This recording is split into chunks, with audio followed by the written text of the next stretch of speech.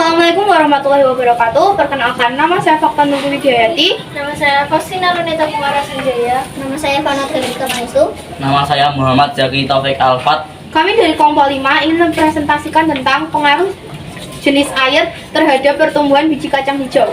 Kata pengantar, dengan selesainya penulisan laporan praktikum ini yang berjudul Pengaruh Jenis Air Terhadap Pertumbuhan Kacang Hijau, kami ucapkan rasa puji dan syukur terhadap Tuhan Yang Maha Esa. Hanya karena kekuatan dan bimbingannya, kami dapat menyelesaikan laporan ini.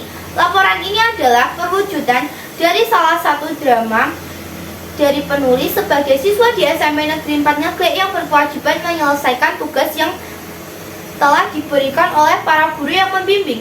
Dalam melaksanakan tugas penelitian, maka penulis menyusun sebuah laporan sebagai suatu karya ilmiah yang bersumber dari suatu penelitian. Rasa terima kasih ini penulis sampaikan kepada Ibu Velia Dinan SPDGR selaku pembimbing dalam pembelajaran, penelitian dan pembuatan laporan ini, serta selaku guru IPA SMP Negeri 4 Ngeglek, serta rekan siswa SMP Negeri 4 Ngeglek khususnya kelas 7D dan semua pihak yang telah ikut membantu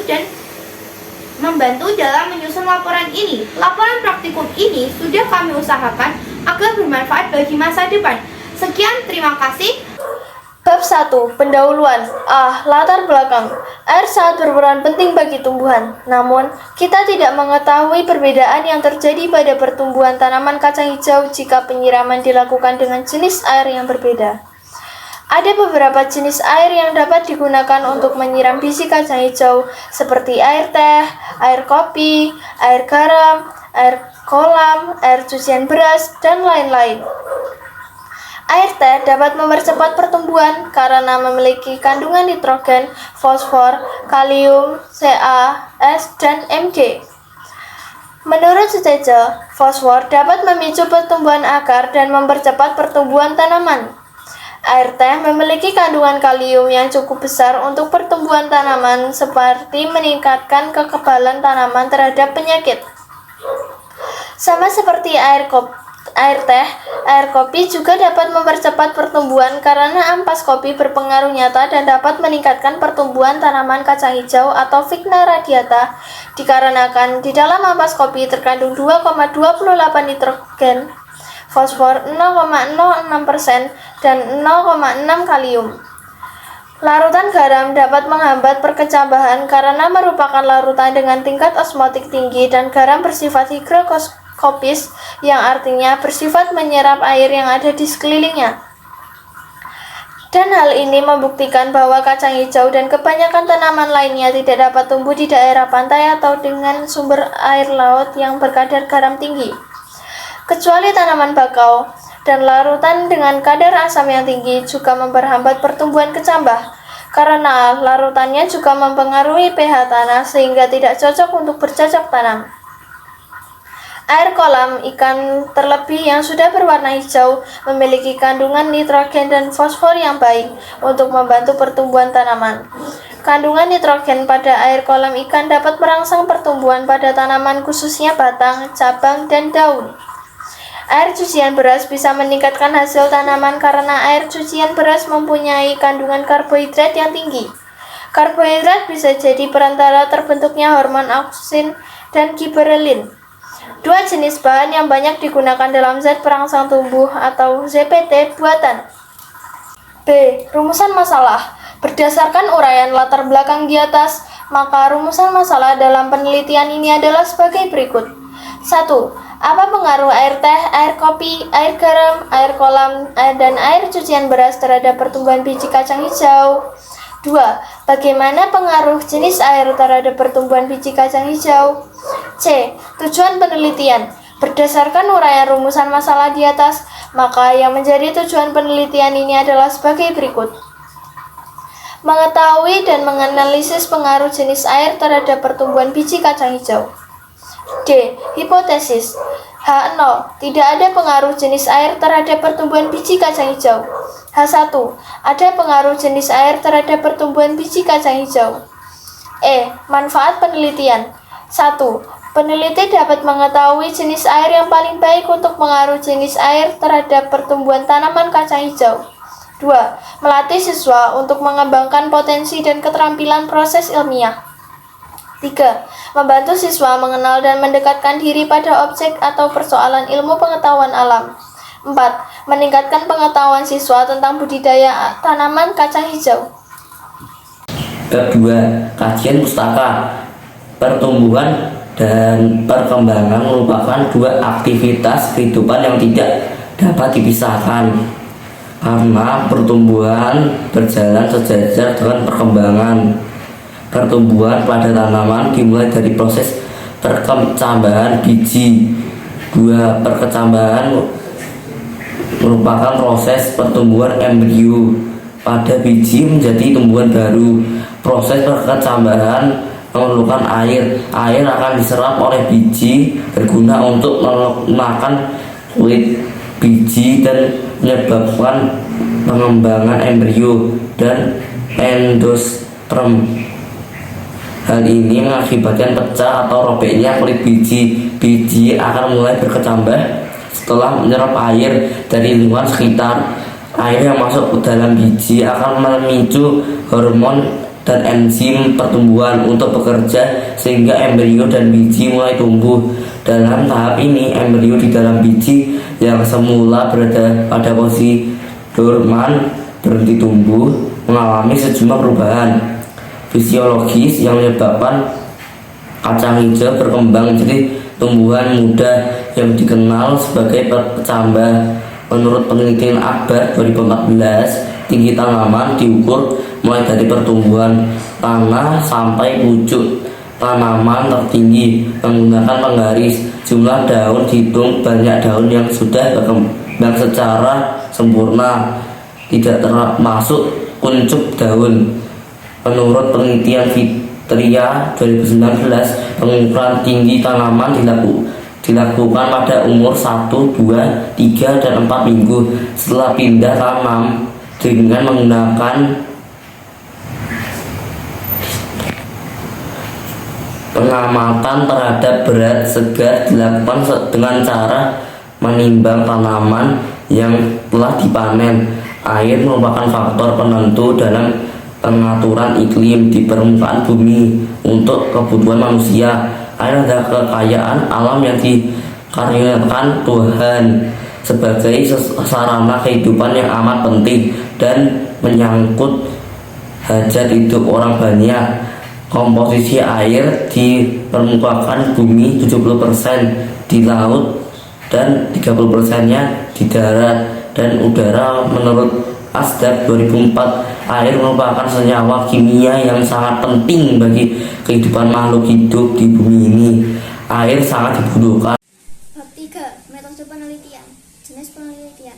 Penelitian ini termasuk jenis penelitian eksperimen, karena untuk memperoleh data penelitian, peneliti melakukan percobaan langsung untuk membandingkan pengaruh jenis air terhadap pertumbuhan tanaman biji kacang hijau yang disiram dengan berbagai jenis air, yakni air kopi, air biasa, dan air garam. 2. Waktu dan tempat penelitian. Penelitian dilakukan sejak tanggal 7 September 2022 hingga 12 Oktober 2022. Bertempat di Rumah Evano, Kamdanen, Sariharjo, Maghrek, Sleman. Variabel penelitian. Variabel kontrol. Variabel yang dibuat sama oleh peneliti.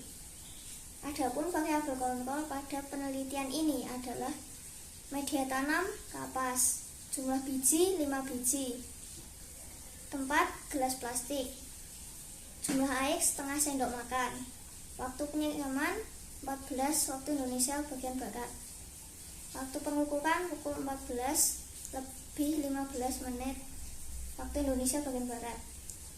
Variabel bebas, variabel yang apabila berubah akan mengakibatkan perubahan pada variabel lain. Adapun variabel bebas pada penelitian ini adalah jenis air, air kopi, air biasa, dan air garam. Variabel terikat, variabel yang berubah akibat perubahan dari variabel bebas. Adapun variabel terikat pada penelitian ini adalah tinggi batang pada tanaman kacang hijau.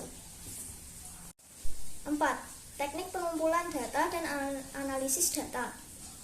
Teknik pengumpulan data yang digunakan adalah eksperimental, studi pustaka, dan dokumentasi.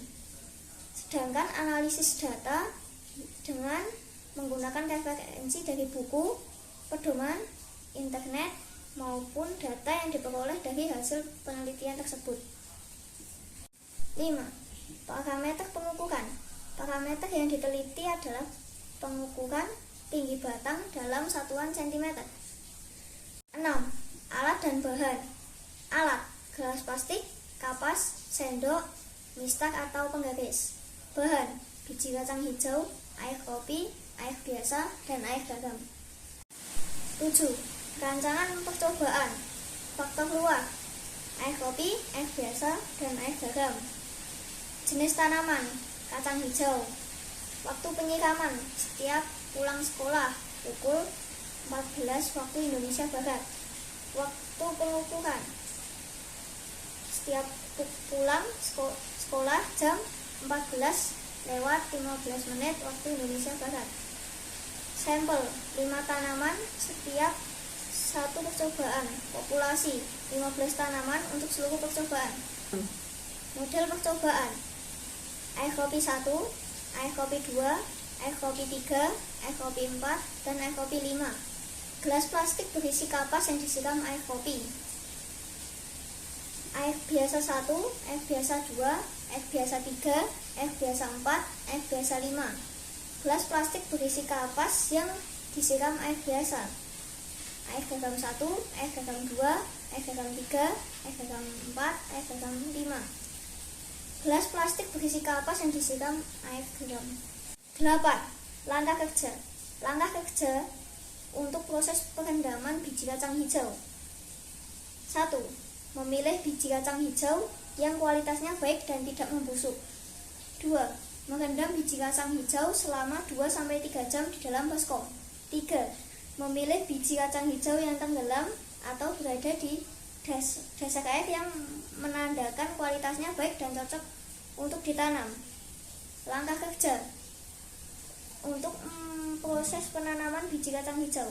1. Menyiapkan 15 gelas plastik yang telah diberi kapas. 2. Memasukkan masing-masing 5 biji kacang hijau pada 15 gelas plastik yang berbeda. 3. Memberi kertas label pada setiap gelas plastik dengan nama berbagai jenis air kopi, air biasa, dan air garam. Langkah kerja 3. Untuk meneliti jenis air pada pertumbuhan kacang hijau. 1. Menyiram gelas plastik dengan berbagai air kopi, air biasa, dan air garam. Melakukan pengamatan selama 7 hari untuk mengukur air apa yang paling efektif untuk biji kacang hijau. 3. Melakukan dokumentasi. 9. Analisis data. Untuk mencari kata-kata tinggi batang menggunakan rumus. Kata-kata sama dengan jumlah kata-kata per hari dibagi 14 kali pengukuran. Bab 4. Hasil pengamatan. Hasil pengukuran pada penyiraman air biasa. Hari pertama, tinggi batang 0 cm, rata-rata 0 cm, keterangan tidak ada. Hari kedua, tinggi batang 2 cm, rata-rata 0,7 cm, keterangan batang mulai meninggi. Hari ketiga, tinggi batang 4 cm, rata-rata 1,4 cm, keterangan batang mulai meninggi dari sebelumnya. Hari keempat, tinggi batang 13 cm, rata-rata 4,6 cm, keterangan batang semakin meninggi dan tumbuh beberapa daun. Hari kelima, tinggi batang 22 cm, rata-rata 7,8 cm, keterangan batang semakin meninggi dan tumbuh beberapa daun. Hari ke-6, tinggi batang 30 cm, rata-rata 10,7 cm, keterangan batang semakin meninggi dan tumbuh beberapa daun.